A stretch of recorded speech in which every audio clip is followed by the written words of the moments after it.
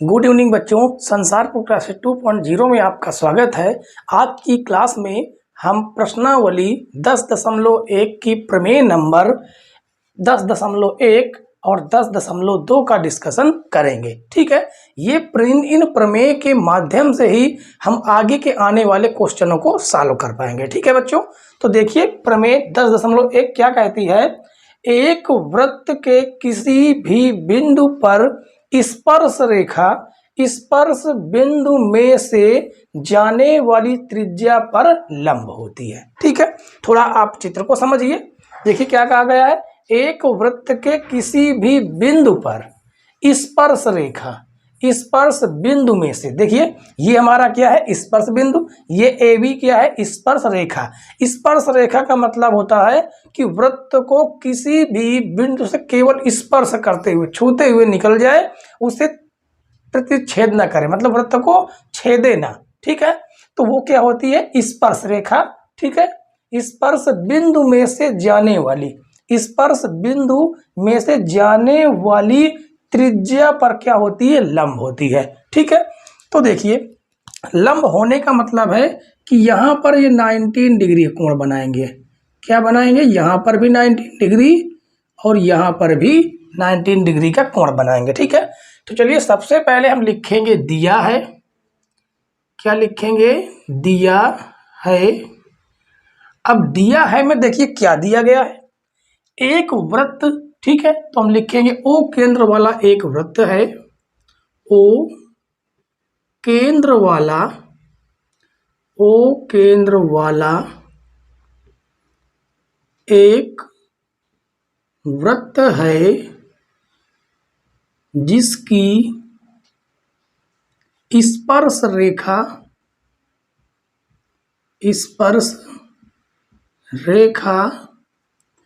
A B स्पर्श रेखा A B है तथा पी स्पर्श बिंदु है। ठीक है, पी स्पर्श बिंदु है, स्पर्श बिंदु है। ठीक है, तो देखिए यहां पर हमने जो इसमें दिया है उसे हमने लिख दिया। ठीक है, अब हमें सिद्ध क्या करना है उसे हम लिखेंगे। ठीक है, तो देखिए सिद्ध करना है, तो लिखेंगे सिद्ध करना है।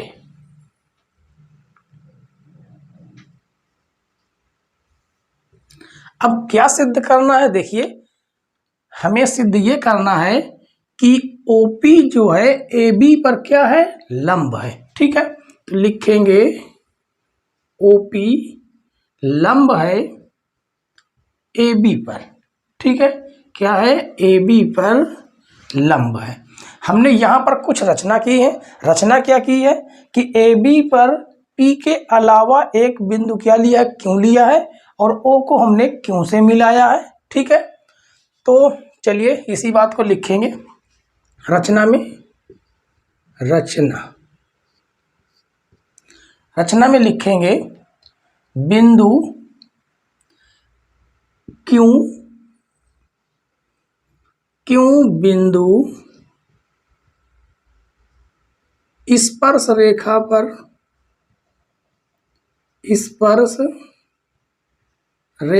पर लिया तथा O को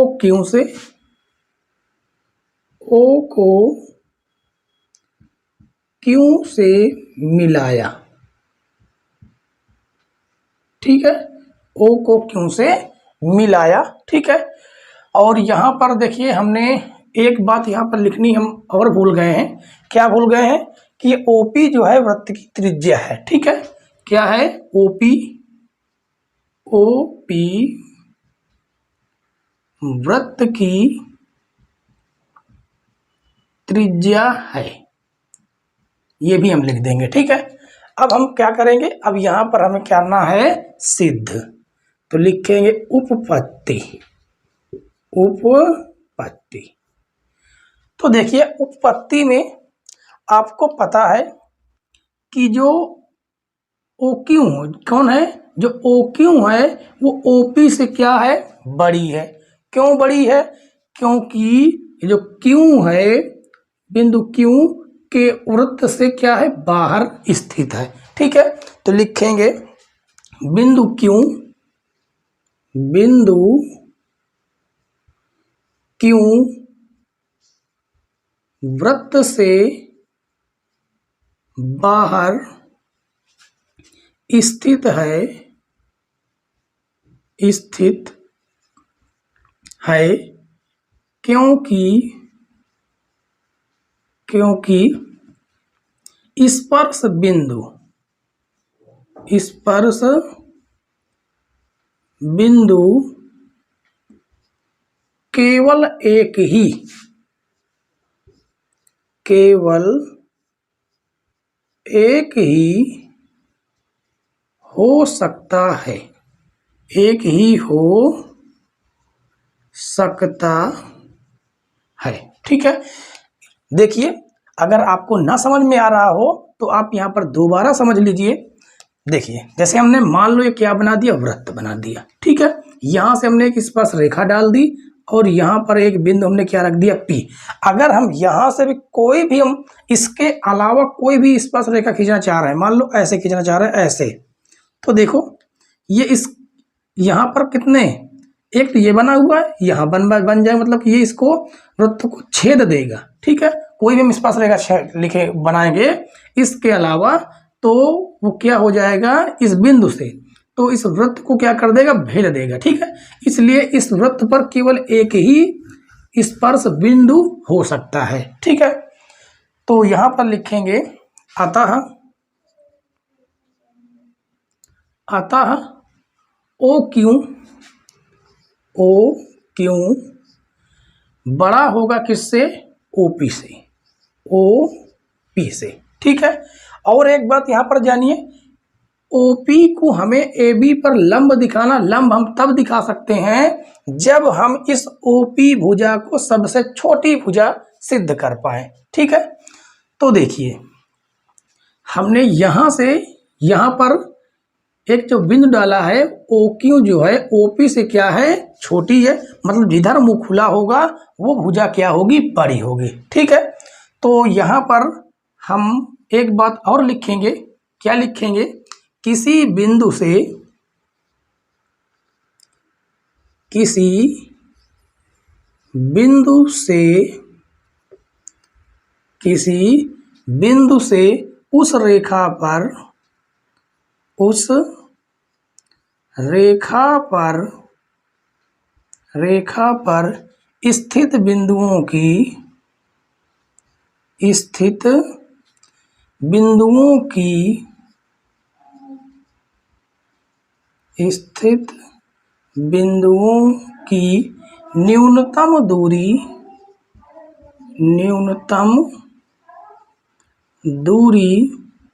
न्यूनतम दूरी उस रेखा पर, उस रेखा पर लंब होती है, लंब होती है। ठीक है, आप इसे दोबारा समझिए, किसी बिंदु से उस रेखा पर स्थित बिंदुओं की न्यूनतम दूरी, मतलब इस रेखा पर हम चाहे जितने बिंदु बना दें, हम मान लेते हैं यहां पर अगर हम बिंदु बनाएंगे, यहां से मिलाएंगे, तब भी ये रेखा इस ओपी से बड़ी होगी। मतलब कि इस बिंदु को छोड़कर, बिंदु पी को छोड़कर हम कहीं पर भी कोई भी बिंदु बनाएंगे तो उसे जब हम मिलाएंगे तो वो रेखा ओपी से बड़ी ही होगी। ठीक है, इसी बात को हमने क्या किया, लिखा है कि किसी बिंदु से उस रेखा पर स्थित बिंदु की न्यूनतम दूरी कौन सी होगी, ओपी ही होगी, कम से कम दूरी उस रेखा पर, किस पर, एबी पर लंब होती है।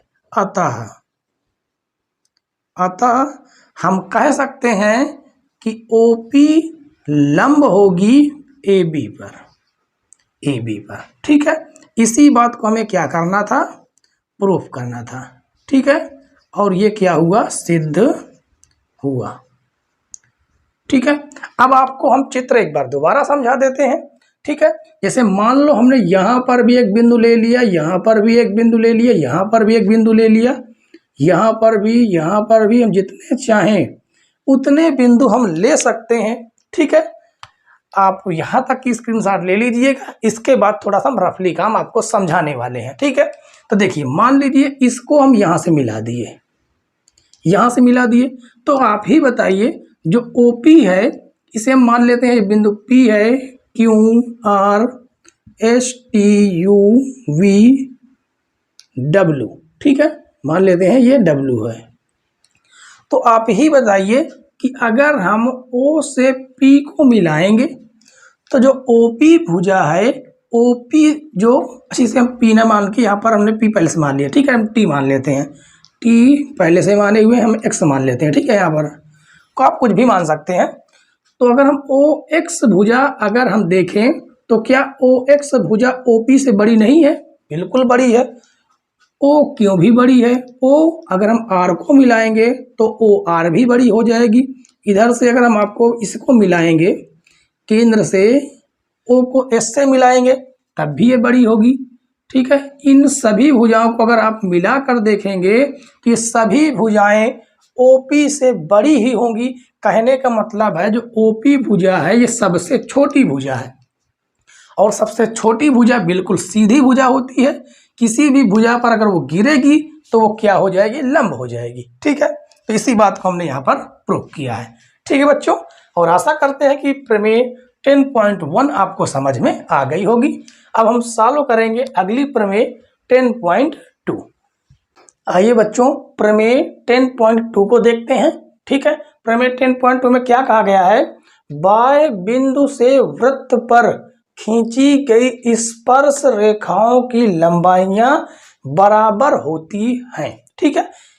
कहा गया है कि कोई एक वृत्त है, ठीक है, वृत्त के बाहर कोई एक बिंदु लेना है, उस बिंदु से वृत्त पर खींची गई दो स्पर्श रेखाएं वो आपस में क्या होंगी? बराबर होंगी। ये हमें सिद्ध करना है, ठीक है। तो चलिए सबसे पहले हम लिखेंगे दिया है क्या दिया गया है कि O केंद्र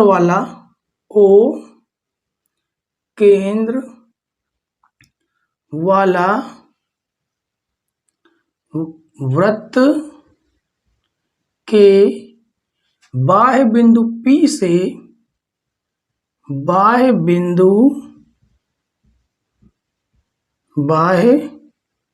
बिंदु P से वृत्त पर दो स्पर्श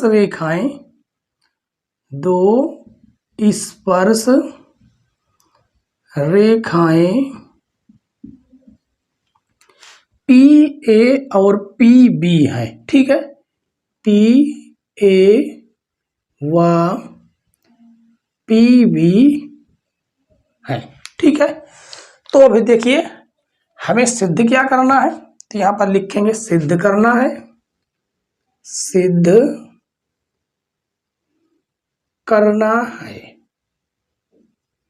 चलिए लिखेंगे क्या सिद्ध करना है। यहां पर कहा गया है स्पर्श रेखाओं की लंबाइयां बराबर हैं। कहने का मतलब है कि ये दोनों भुजाएं आपस में बराबर हमें सिद्ध करना है, ठीक है। यानी AP बराबर BP, ये हमें सिद्ध करना है, ठीक है। हमने इसमें कुछ रचनाएं की हैं। रचनाएं क्या की हैं? लिख देंगे रचना हमने क्या किया है? A को P से, B को P से और O को P से मिलाया है, ठीक है। इसी बात को यहां पर लिखेंगे AP BP व OP को मिलाया, ठीक है। बस केवल इतनी ही रचना करनी है। और आपको पता है कि यहाँ पर जो बनने वाला जो कोण होगा वो क्या होगा? 19 डिग्री होगा। अभी जस्ट इसकी पहले वाली प्रमेय 10.1 में हमने इसी बात को क्या किया था, प्रूफ किया था, ठीक है, कि कोई स्पर्श रेखा है और त्रिज्या उस पर क्या होती है, लंब होती है। लंब होने का मतलब है कि 19 डिग्री का क्या बनाती है, कोण बनाती है, ठीक है। तो अब हम लिखेंगे उपपत्ति। अब उपपत्ति में सबसे पहले हम शुरुआत कहाँ से करेंगे, ये देखिए, हमें सिद्ध करना कि एपी और बीपी ये दोनों भुजाएं आपस में बराबर हैं। अगर हम इस त्रिभुज ओ पी बी और ओ पी ए इस त्रिभुज को सर्वांगसम सिद्ध कर देते हैं तो हम ये कह सकते हैं कि ये दोनों भुजाएं आपस में बराबर हो जाएंगी, ठीक है। तो देखिए, तो जिसे हम सर्वांगसम सिद्ध करना होता है उन त्रिभुजों के नाम लिख लेते हैं। तो ओ ए पी या ओ पी ए एक ही बात है, ठीक है। तो ओ ए पी त्रिभुज ओ ए पी व त्रिभुज ओ बी पी में, तो देखिए आपको सामने ही नजर आ रहा होगा कि ये कोण बराबर है। कौन से, ओ ए पी और ओ बी पी, ये दोनों कोण आपस में बराबर हैं, ठीक है। और आपको पता है सर्वांगसम सिद्ध करने के लिए हमें केवल 3 भुजाएं या 3 कोई भी अवयव बराबर मिल जाते हैं तो दोनों त्रिभुज आपस में सर्वांगसम सिद्ध हो जाते हैं, ठीक है। तो देखिए, कोण ओ ए पी बराबर कोण ओ बी पी बराबर कितना है, 19 डिग्री है, ठीक है। इसलिए आपस में बराबर है, ठीक है। यहाँ पर लिख सकते हैं स्पष्टीकरण, प्रत्येक कोण क्या है, 19 डिग्री है, इसलिए क्या है, बराबर है। और आपके सामने एक भुजा भी क्या है, उभयनिष्ठ है। कौन कौन सी, ओपी ही, ठीक है। तो लिखेंगे ओपी बराबर, ओपी ये क्या है, उभयनिष्ठ भुजा, उभयनिष्ठ भुजा, ठीक है। और उसके बाद ओ ए और ओ बी भी आपस में क्या होंगी, बराबर। तो ओ ए बराबर ओ बी, ये क्यों बराबर है, एक ही वृत्त की त्रिज्याएं हैं, ठीक है। लिखेंगे एक ही वृत्त की त्रिज्याएं हैं और एक ही वृत्त की त्रिज्याएं आपको पता है कि बराबर होती हैं, ठीक है। तो देखिए यहाँ पर क्या बन रहा, समकोण त्रिभुज बन रहा है। और जब समकोण त्रिभुज बन रहा होता है तो वहां पर कौन सा नियम लगता है, RHS